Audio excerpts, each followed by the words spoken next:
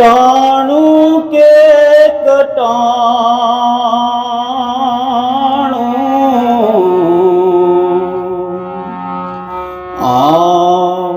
હરિની હાટડીએ મારે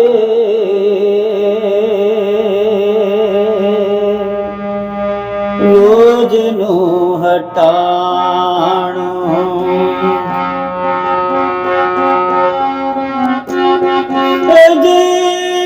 જોયું કે ન જોયું મેં તો ટાણું કે કટાણું હરિની હાટડીએ મારે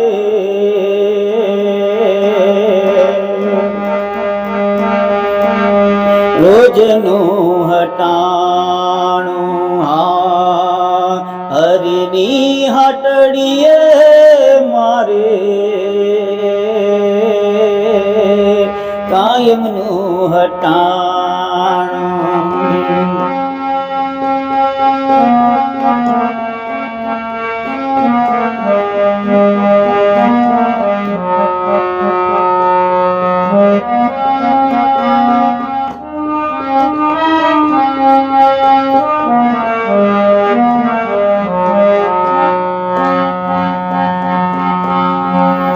ગમે ત્યાંથી ગોતી ગોતી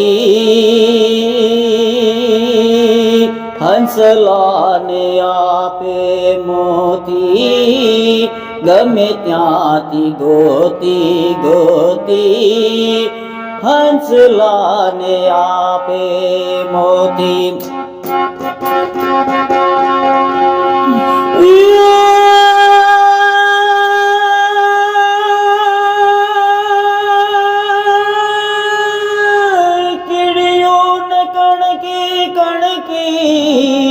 હાથીડાને માણું રે હરિની હાટડીએ મારે રોજનું હટાણું મારા હરિની હાટડીએ મારે કાયમનું હટાણું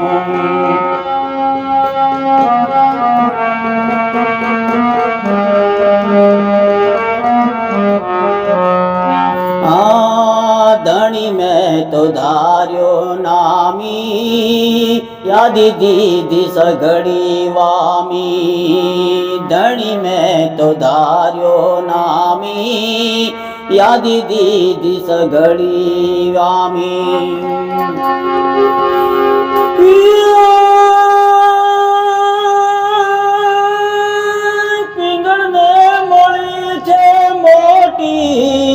પેઢીનું ઠેકાણું રે હરિની હાટડીએ મારે કાયમનું હટાણું મારા પ્રભુની હાટડીએ મારે રોજનું હટાણું મારે કાયમનું હટાણું મારે રોજનું હટાણું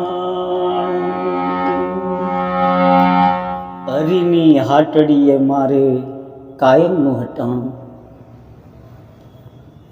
હાટડીનો મતલબ મિત્રો દુકાન જ્યાં બધું વેચાતું હોય અને હટાણુંનો મતલબ મિત્રો હટાણું મતલબ ખરીદી તો આ એક બહુ સૌરાષ્ટ્રના દેશી શબ્દો છે મિત્રો કે મારા પ્રભુના બજારમાં મારે દરરોજ ખરીદી કરવાની છે ભક્તિરૂપી ખરીદી કરવાની છે આવું સુંદર ભજન પિંગલસિંહ બાપુનું છે આ મિત્રો ખૂબ જ ગવાયેલું છે અને આપણા ખૂબ જ સુપ્રસિદ્ધ લોકપ્રિય લોક સાહિત્યકાર એવા ભીખુદાનભાઈ ગઢવીએ આ ભજનને ખૂબ જ લહેરાયું છે આ ભજન વિશે ખૂબ જ ચર્ચા કરી છે તો દર્શક મિત્રો આપણે વધુ સમય ના બગાડતા મારે તમને આ ભજન કેવી રીતે ગાવાનું છે એક એક શબ્દ અને એક એક સ્વર થિયરી અને પ્રેક્ટિકલ આંગળી બતાવી અને સ્વર તાલ લઈ સર્વ વસ્તુ આપને બતાવવા જઈ રહ્યો છું તો દર્શક મિત્રો હું મહેશ સોલંકી લોક ગાયક અને મ્યુઝિક ટીચર આપ સર્વ મારા વાલા દર્શક મિત્રો અમારા વાલા સબસ્ક્રાઈબરો અને અમારી સાથે ઓનલાઈન ઓફલાઈનમાં જોડાયેલા અમારા સર્વ મહાનુભાવોને હું મારી ચેનલ MS સોલંકી અને અમારા સંગીત ક્લાસ શિવમ સંગીત ક્લાસ વતી આપ સર્વનું મારી ચેનલમાં અને મારા ક્લાસમાં હાર્દિક આમંત્રણ આપી રહ્યો છું. મિત્રો, પધારો મારી ચેનલમાં અને ખૂબ જ ઝીરો લેવલથી હાઈ લેવલ સુધીનું સંગીતનું સ્વર, તાલ, લય, રાગ, અલંકાર સર્વ પ્રકારનું શીખવાડી રહ્યો છું મિત્રો, પદ્ધતિસર. અને આપ સર્વનો પ્રેમ મળ્યો છે મિત્રો કે અમારી શીખવાડવાની પદ્ધતિ આપ સર્વે ખૂબ જ સરાહી છે, ખૂબ જ પસંદ કરી છે અને ખૂબ જ ઓછા સમયની અંદર આપ મોટી સંખ્યામાં અમારા દર્શક મિત્રો અમારી ચેનલને સબસ્ક્રાઈબ કરી અને અમારા સદસ્ય બન્યા છે. તે બદલ પણ આપ સર્વનો ખૂબ ખૂબ આભાર માનું છું મિત્રો. તો આવી જાઓ મિત્રો, હાર્મોનિયમ લઈ લો, નોટ અને પેન લઈ લો અને લખવાનું ચાલુ કરી નાખો. સ્વર, તાલ, લઈ અને હું આપને લાવું છું હાર્મોનિયમ ઉપર. તો દર્શક મિત્રો, આપણે હવે હાર્મોનિયમ પર આવી ગયા છે અને ઘણા દર્શક મિત્રોની ફરમાઈશ હતી કે સર 4 સફેદથી એમને કોઈ ભજન શીખવાડો, કોઈ ક્લાસ આપો. તો મિત્રો, આજે મેં 4 સફેદ કરી છે. 4 સફેદમાં ખૂબ જ લોકોએ, આપણા ભજનીકો, આપણા સુપ્રસિદ્ધ ગાયકો 4 સફેદ ઉપર ખૂબ જ ગાયેલા છે અને આજે મેં 4 સફેદ ઉપર આ ક્લાસ આપવાનું નક્કી કર્યું છે. તો આપને આ 4 સફેદ હું બતાવી રહ્યો છું મિત્રો. આ 4 સફેદ છે, 1 2 3 ને આ 4 સફેદનો સા બનાવ્યો છે મિત્રો, બરાબર છે. અને એક બીજી બી ફરમાઈશ અને બીજો બી એક પ્રશ્ન વારંવાર અમારા દર્શક મિત્રો કરી રહ્યા છે કે સર આપ જે ક્લાસ આપો એ ભજન, એ ફિલ્મી સોંગ, એ ગરબા, એ લોકગીત કયા રાગમાં હોય છે? તો મિત્રો, દરેક ક્લાસમાં હું રાગની માહિતી બતાવી રહ્યો છું કે કયા રાગ ઉપર આધારિત આ ભજન છે. તો ચલો, અહીંયા હું આપને બતાવું છું. તો મિત્રો, કઈક જગ્યાએ આમ તો આપને જણાવું મિત્રો કે આપણું જે લોકસંગીત છે એ ફિલ્મ સંગીત હોય કે આપણું ભજન હોય, ગુજરાતી ભજન હોય કે લોકગીત હોય, ગરબા હોય, તો ઘણી જગ્યાએ મિશ્ર રાગો પર આધારિત હોય છે, મિશ્ર ચલન હોય છે મિત્રો. કોઈ જે રાગોનું ફિક્સ ચલન હોય છે એ ફિક્સ હોતું નથી. એટલે લોકસંગીતમાં ફિક્સ રાગ ના કહી શકાય, પરંતુ કંઈક રાગના આધારિત હોય, થોડીક ચલન અને કોઈક સ્વર, મિશ્ર સ્વરો લગાયા હોય છે. અહીંયા મેં અત્યારે પ્લે કરીને જોયું તો કોઈક જગ્યાએ ખમાજ રાગનું ચલન દેખાય છે અને કોઈક જગ્યાએ દેશ રાગનું ચલન છે. તો મિત્રો, આમ તો ખમાજ રાગ એ ખમાજ ઠાઠનો જ રાગ છે અને દેશ રાગ એક પણ ખમાજ ઠાઠનો છે. એટલે આડું ઓળું ચલન કરી શકાય કોઈ પણ રાગનું. આપને એક ખૂબ જ અગત્યની માહિતી આજે હું આપી રહ્યો છું કે આપણા જે ગુજરાતના જે લોકગાયકો છે, જે ખૂબ જ મહાન લોકગાયકો થઈ ગયા, તે લોકો જે એમની મસ્તીમાં ગાય છે ત્યારે એક થાટના આધારિત ગાતા હોય છે મિત્રો. એક થાટના આધારિત 2-4 રાગો એની અંદર એનું ચલન કરી નાખતા હોય છે. તો અહીંયા એક ખમાજ ઠાઠના 2 રાગ છે મિત્રો, ખમાજ ઠાઠનો ખમાજ રાગ અને ખમાજ ઠાઠનો દેશ રાગ. એમ દરેક એમ બંને રાગનું કંઈક મિશ્રણ દેખાઈ રહ્યું છે. તો ચલો મિત્રો, અહીંયા જો હવે સ્ક્રીન ઉપર લખ્યું છે હેજી જોયું કે ના જોયું મેં તો હેજી સાસા ઉપર છે મિત્રો. તમે જુઓ, હેજી સાસા જોયું કે ના જોયું, ત્યાં સુધી બધે સાસા છે મિત્રો. તો હું વગાડીને તમને બતાવી દઉં છું. આ તારસકનો સા બને છે મિત્રો. તો જો, હેજી જોયું કે ના જોયું, તો ત્યાં સુધી બધે સાસા છે.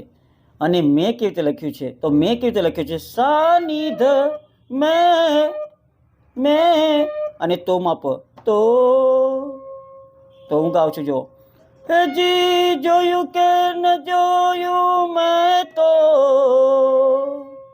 અને પછી લખ્યું છે ટાણું કે કટાણું, તો ત્યાં જો ટાણું પની કે, એમાં શુદ્ધ ધ કે, આ ધ છે મિત્રો, કે કટાણું. કટાણું કેવી રીતે લખ્યું છે, પ મ મ, અને ણું લખ્યું છે મિત્રો. એમાં મન લાંબો કરવાનો છે, મ. અને પછી ગરે સાથે નીચે આલાપ લઈ આવવાનો છે. ગરે સા. તો જો હું આ કટાણું ગાઉં છું, ખાસ જોજો. કટાણું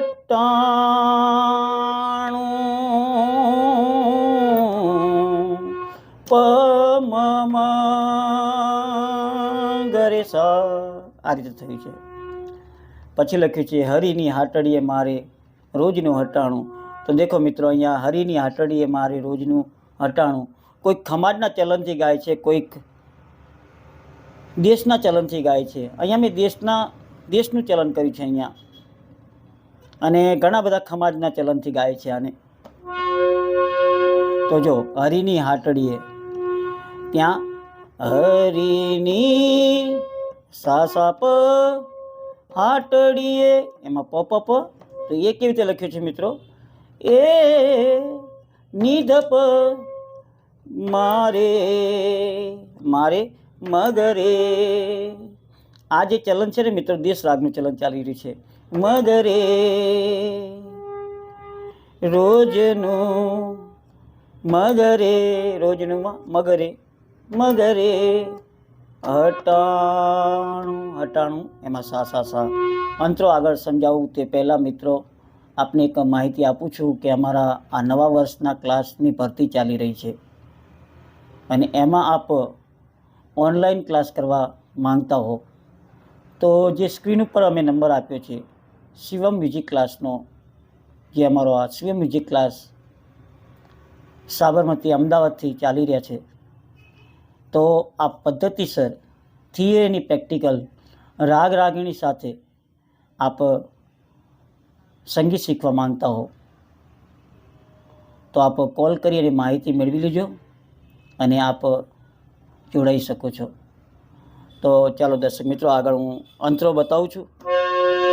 અને બીજી વાત હંમેશા મિત્રો વિનંતી કરું છું કે આપ પહેલાં મેં આગળ ગાયું છે ને એને થોડું સાંભળી લો. એક દોઢ મિનિટ જ ગાઉં છું, આખું ભજન નહીં ગાતો.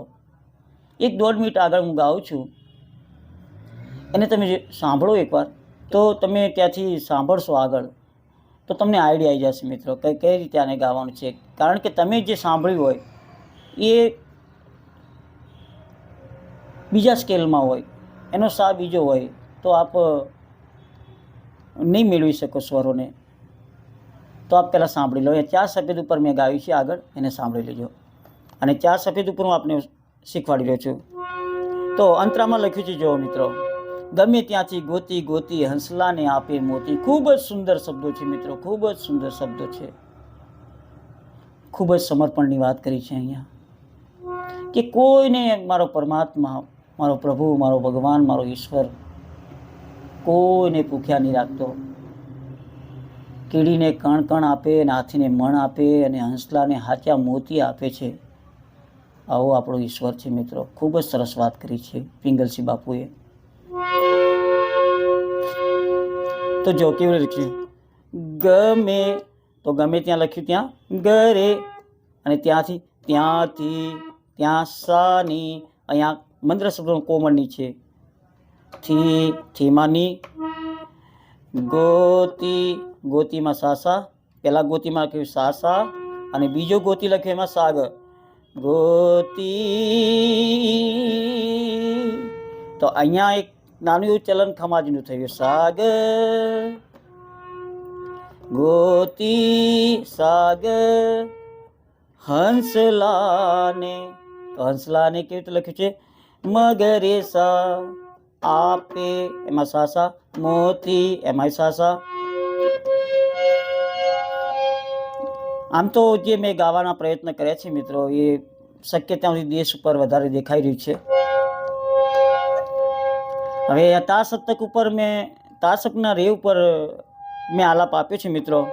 તો સાંભળો, અહીંયા રે અને સા એ રીતે તમારે આલાપ કરવાનું છે. તમે હું પ્રેક્ટિકલી કરું છું, તમે જુઓ.